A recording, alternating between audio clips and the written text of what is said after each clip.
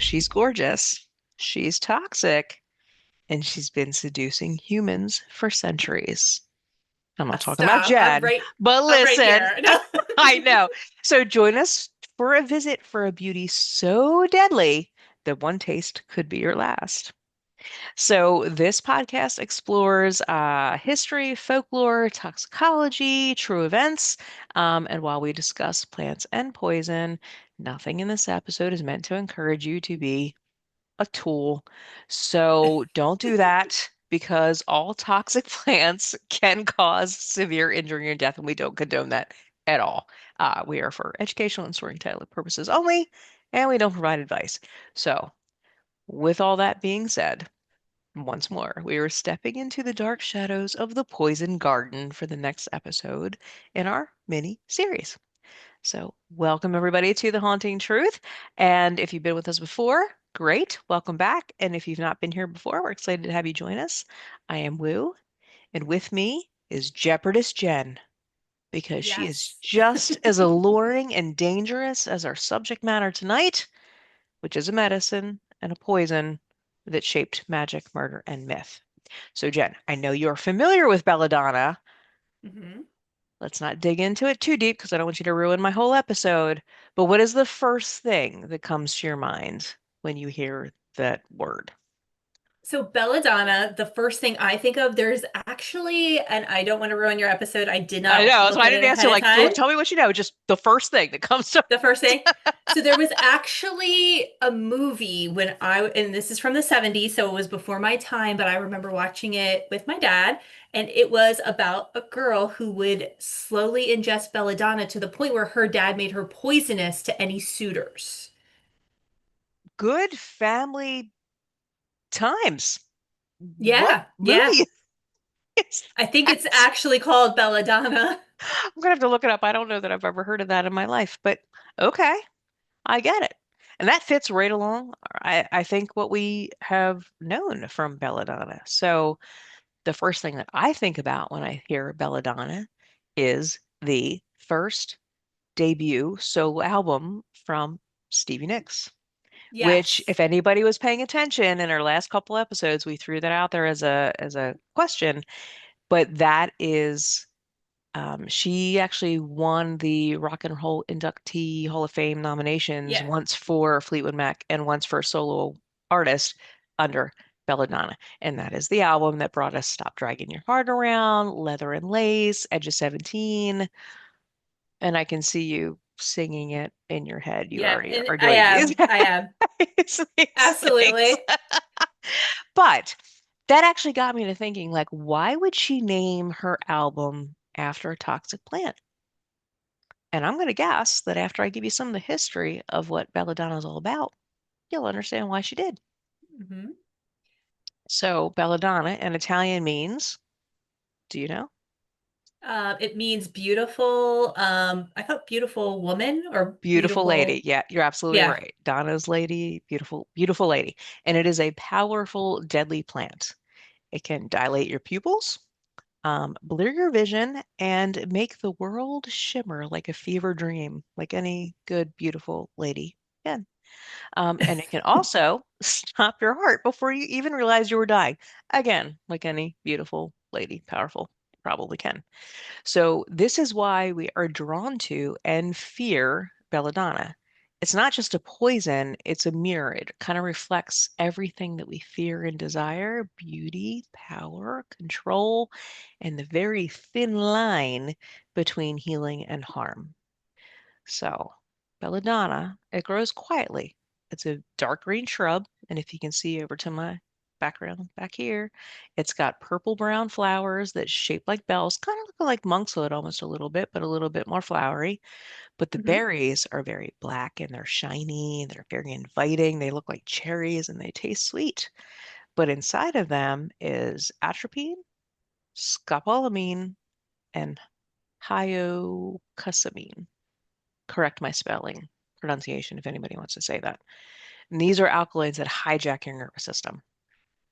So the symptoms start with dryness. You get a tightening in your throat, your pupils widen until the world becomes just a little too bright, and then your heartbeat stutters, and then hallucinations bloom like bruises. Mm.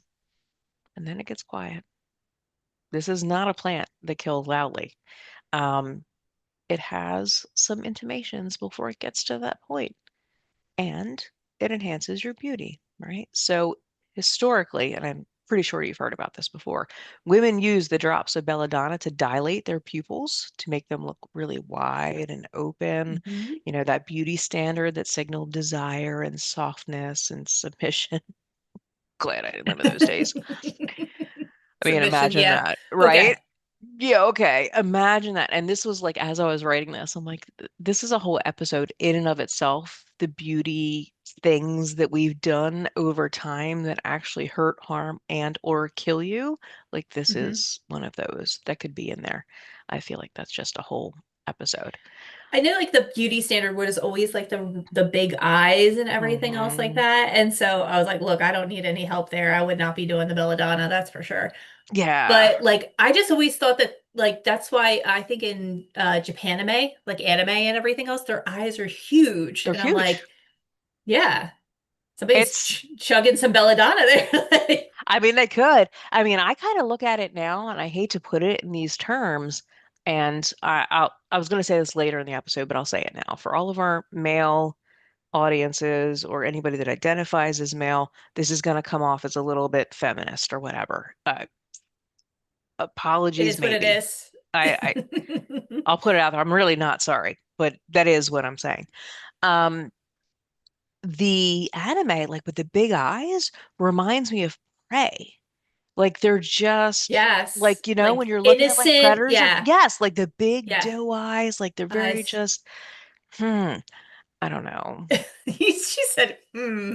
Yes, that is what it reminds me of. It's like the age of innocence. And I'm like, so Yes. are the guys, as you said, like, are the guys the predators and they are the Mhm. prey in these scenarios? They look like And prey to like, me when they do that. I'm yeah, like, I don't, no offense. I, Most guys I know aren't really into like submissive women, so I'm not sure how that works, but yeah, I know. I don't know. I'm torn on this subject, but when I look at like beauty standards, that's what they look to me. They look like prey. Like you're making yourself look very soft and submissive and big doe eyes and eh, mm, Mm. I don't know. I'm not buying But it. I think in the time of the belladonna, women were a lot bigger and curvier. That was the Yes. beauty standard back in the day. Yeah. I'll give them So, kudos for that. You're absolutely right. I do appreciate that. We should go back to that. We're not stick yeah, figures. yeah. Like today is ridiculous. You're 100 pounds and people are freaking out about how heavy you are. I don't. Oh my God. I mean, it always when it comes to beauty standards, it always kind of waffles between the ridiculousness because yes, curvy is always good, but at the same time, like they had vomitoriums back then. So it's like you gotta just pick your poison, I should say. I think so. I don't know that I'm buying tickets to a vomitorium at any time soon, No, but I'm no, also not dropping belladonna in my eyeballs either. no, that's not happening. Although they probably didn't know. As of today, I mean, do we know what's in our cosmetics? Probably not. I'd like to think that I do a little bit of a general research into what I put on and in my body, but I'm I reliant. don't know. Uh, I always Whatever like they're sharing. shiny. I know I like shiny eye makeup, and I went down the rabbit hole, and I was like, Oh I'm not doing no. that again. Like I'm not doing it insect again. entrails and stuff on your Well, it's face. insect, and it's also like mica, so that is a Yes. natural, like, yeah. Yeah. Yeah. So there's like a Yeah. bunch of like I'm okay with the insect things. For anybody who does not know me personally or anything else, I've traveled quite a bit, and I've eaten She's eating some them for really weird breakfast. It's stuff. fine. Like I've eaten, yeah, They're grasshoppers protein. and It's like fine. all kinds of other stuff. So I'm like, that doesn't bother me. I don't know that I want to wear it on my face, but I yeah. mean, there's been weirder things that have happened in history. There is true. That's what I'm saying. Like back then, like I don't know that it would even like register on the chart Weirdness of scale. like something to Yeah. like pay attention to. Like just do this. But anyway, that's what happened with that. What actually makes it a little bit more fun is that in the medieval Europe time, one of our favorite times of all time, Yes. It is one of the key ingredients in the flying ointments for witchcraft. Yay! Not because it made us fly, but because it made us feel like we were flying. Hallucinogenics are awesome. Yes, so scopolamine, which was in it, induced hmm vivid, immersive hallucinations. The kind that dissolved the boundary between body and spirit. So to the church, this was witchcraft. To herbalists, it was medicine. And to us women with no power, it was escape. Like we were Yeah. out doing our own thing. So because of that, belladonna really became a symbol of female autonomy. God forbid females have autonomy. We can't have that. We don't like that No. because that is a threat, right? And that is what I think made it the perfect title for Stevie Nicks' album, right? Because that was her hmm breaking out of the band. It was her female autonomy. So the twist here is this, that the same plant that granted power and beauty subsequently terrified inquisitors, I'll call it the male patriarchy, it also saved lives. So this is an actual medicinal plant, and it is still used today to dilate pupils in eye exams, like depending on the dosage that you had. That It, explains so much. yes, it treats bradycardia, so the slow heart rate, it speeds it up to brings it to a normal rhythm. It reduces saliva during surgery, which, I mean, if you're under surgery, I don't know if you care too much how much saliva you produce, but I will drool on anybody. if I'm under, I don't care. But I think what is actually most interesting, it counteracts nerve agents. It is actually part of the standard military and emergency antidote kits for treatment on the battlefield that they carried for a long time. That's awesome. There is a lot of old medicine that is still in those emergency kits. Yes, because it works. It's Yeah. just nuts. Um, so belladonna is a poison, but it's also that poison that heals, and it's a Yeah. medicine. So it doesn't harm, but it also heals. And it really brings us to the point where safety is just a story we tell ourselves. It's really the dosage is the dictator of how it's worked one way or another. So this is where I'm going to move into the true crime ramifications of belladonna Yes. My over time favorite. because it does have a long criminal resume. But before I do you have any questions or comments on anything that we talked about before? Kind of what kind of plant's about, what it's done No, historically? it's so this is one of my I love this part where it gets into like how many people have gotten taken out. Um it sounds horrible, but I'm like, oh yes, my favorite part. No, I Yes. don't have any questions. I Okay. as you know, I'm pretty well versed in I, botanicals, yes. which I think scares my husband. But It anyway. should. It should. Female autonomy. We're all about. So, with the true crime, because belladonna, as some of our historical poisons have covered, it really mimics natural death in a lot of ways. So, the specific confirmed deaths to it can't be had because there was really no way at that point to do autopsies to make sure that that really what it was. So, we've got some rumor, we've got some innuendo, and we've got some good cases for what could be belladonna, but I can't give you like guaranteed actual numbers because, as any good poisoner knows, you cover your tracks. Yes. So, so I think the biggest one that we can come across with belladonna was back to ancient Rome. The wife of Emperor Augustus, Livia Drusilla, is alleged to have used belladonna to kill him in 14 AD. So Cassius Dio's Roman history wrote about, along with some of the toxicological analyses that they had at the time, how she may have used belladonna extract and she actually rubbed it on the figs that were growing on their trees outside and then had him pick the poisoned fruit and eat it himself to ingest it that way. And what it actually brought about was fever, delirium, and respiratory failure, which would have looked like a natural illness at that point in time. So she may have been one of the earliest shady ladies I from mean, some that's of our pretty stores. ingenious that she rubbed it on the figs and didn't know which one he was going to pick and And then just I'm made pretty sure sure. she's like, you know what'd be really great is if you got me some figs from that tree and that branch right there. Can you She'd be try like, it? "Oh, they're ripe. There's like only It five of tastes a them. Why little don't you?" weird to me. Could you eat Yeah. this? Yeah. Well, no, she's probably like, you know what? You are doing so well and like you're doing amazing. How about you take the first ripe fruit from the tree? Yeah, yeah. I'm Yeah. pretty sure she could have played that off. Yeah. Absolutely. I don't doubt that at all. But yeah, she just rubbed it on the fruit and then just had him go ahead and do it. Well, she was tired of him rubbing something else, that's for sure. You're gonna rub this, I'm gonna rub that. That's what's gonna happen. Yeah, pretty much. Anyway, so we'll move on for those of us that are, I want to say under 18. You probably shouldn't listen to that, but you know what we're talking about if you're under 18. In the Middle Ages, the assassins favored it because, to the previous point, it mimicked a natural illness. And in the 19th century, it factored into countless inheritance murders, like we talked about before with aconite. We had it. Maybe it was belladonna at that point. And forensic records and pharmacological histories noted that belladonna poisoning actually resembled typhoid or gastritis. So Okay. that would just like really just kind of mimic those symptoms. They'd write it off as that, and it allowed the killers to move kind of without suspicion.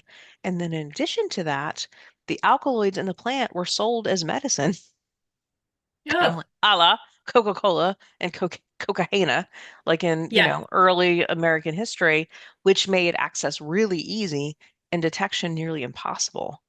It was like the perfect world I for mean, have you, poisons without I mean, that. back in the day, so I have to say, like, I once saw when I was at a general store, and this was like I think it was in like Virginia or whatever, and it Love was me an a old general historic one. store. Love me Yeah. a general store. So I think it was in Smithfield actually, It and it had boiled had peanuts, like didn't it? it did have boiled peanuts. Um, one of my favorites. Anyway, it had an old like cough syrup, and it Yeah. showed you the ingredients. And I was looking at it, and it was like it had cocaina. It Hmm. also had heron. Um, The bird. and The bird, folks. It yes, had hair on the yeah, birds. yeah. And then it also had an additional drug in there, and I was like, these people wanted to get sick. They were just flying high all day Was it long. math? Did they have math and herons and Yes, cocaine? yeah, Oh, oh yeah. yeah. They were They not were, feeling they were anything. no, they were uppers and downers it all Like, day long, man. this is great. This is what we're gonna do. Give me some more of that cough syrup. Yeah. Yeah. Yeah. Uh, mm. I was impressed. I was like, how many teaspoons are they taking of this stuff? So that Wonder just kind of tells why. you quantity is important. Quantity is important, as is marketing. Yeah. It Yeah. was an elixir. Snake snake oil charmers. That's a whole nother Yes. episode in and of itself. Snake oil salesman, the stuff that we Mhm. got away with. That is crazy. I mean, we're still getting away with it today. We're just couching it in different words, Yeah, but pretty much. it's fine. But for belladonna, because it mimicked natural symptoms so closely, the power was in its subtlety, right? The same compounds that produce visions in witches' brews could simulate natural death. So, from Livia's imperial intrigue with her figs on the tree to our medieval assassins that are passing things off as gastritis, and we've got our inheritance plots in the Victorian era, the chemistry made it a perfect weapon, really, for eras when medicine couldn't tell poison from fate. So, belladonna today is still here. It grows in the forest, it has abandoned lots, it's in the edges of gardens, Mhm. and most people walk through it without even knowing its history or its hunger. Um, but it remains a symbol of beauty that deceives, which, if you're gonna Yeah. fall into the beautiful face, you should go in with knowing what you're stepping into. Yeah. Power disguised as softness and the thin line between menace and murder, which we've talked about quite a few times. Like there is Yes. so much of it's really just a hairline. And this is a reminder that danger often wears a pretty face, It's like very accurate. Jeopardist Jen. Yep. So the next time that you see a glossy black berry glinting in the shade, remember the beautiful lady and remember the women who used it to survive and thrive, and remember the healers who used it to save. And then remember the victims who never saw it coming because they weren't paying Yeah. attention. So, any last words or comments from you, Jen, on Belladonna and this beautiful, beautiful plant and herb that I we like? also I heard, and I don't know if it's accurate, but the Hmm. berries are also very sweet and they taste really good. Yeah, So just imagine that and like think of how many people who probably did get put on trial as a witch because somebody ingested some belladonna and they were like, "Oh my God, Miss Berry just flew over the house," like yeah, hallucinated off the yin yang at that point. So yeah. Just foraging and you pick up these pretty berries and they taste good, and you're just like, yeah, oh, I'm in Oz. What am I doing at this point? yeah, Yeah, it's pretty good. It's dangerous though, so y'all need to keep an eye be out. And careful. yeah, we've got a picture of it in our background back here. You Yeah. should look at it and make sure you Just don't. be yeah, be very careful. Don't grab the wrong berry. Don't forage if you don't know what you're doing. God, don't Please. forage if you don't know what you're doing. We were out the other Yes. day and we saw all these mushrooms, and my husband was like, "Yeah, that's a mushroom." Like, I'm not touching any mushroom until I know exactly what it is. Like, that's the one thing that I will not mess around and find out because they're deadly everywhere and they're blooming everywhere. So I don't know if we got fairy rings going on out here or not, but they're craziness. No, no, I don't feel Yeah. You confident have as a to be forager. super, yeah, you have to be super careful. You can I do actually not. today take a picture. There's an app and you can take a picture and it'll tell you whether it's poisonous, if you can Yeah. forage it. I'm glad there's an app now because I just remember not doing too well with that when I was younger. Yeah, no, I don't. I have no confidence and I don't have any trust in an AI app either. Sorry, AI. I know you helped writing the script, but no, I'm not. I don't trust it. I Yeah. verify everything. Sources are in there, but I do Trust not but do. verify. Exactly right. Trust but verify. Go ahead. Yes. Yikes. All right. So this was the good one for Belladonna. So that's it for us this week. So until next week, Seekers, stay curious, stay careful, stay away from the shiny berries. Please go ahead, like, subscribe, and tell us what you think of the episode.